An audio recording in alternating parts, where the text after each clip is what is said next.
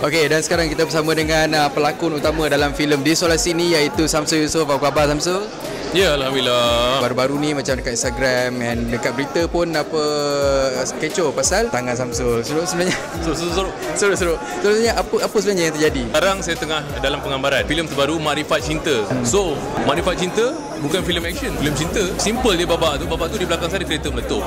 Kan saya melutut, tak berdiri tu. Saya melutut, depan saya Nur Danish. Mungkin impact tu terlalu kuat buat saya melambung lebih kot.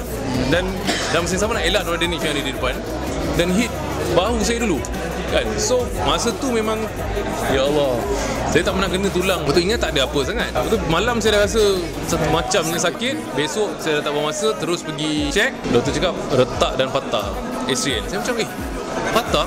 Bukan patah, aku dah macam tu kan. Yes. Dia tahu punya tangan dengan kaki dia tak sama, tulang tangan kaki dengan bahu. Bahu ni dia complicated, banyak tulang-tulang kecil. So tulang yang kecil tu yang patah dan retak kan. So doktor suruh duduk hospital. Saya degil, saya tak nak. Dia cakap tak nak, saya nak wife saya jaga. Kita difahamkan ada separuh lagi penggambaran filem Makrifat Cinta ni. Itulah persoalannya. Saya doktor suruh cuti sebulan, tapi saya cuti sehari.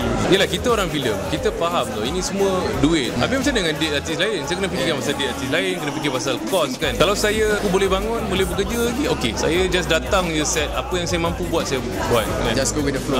Go with the flow kan?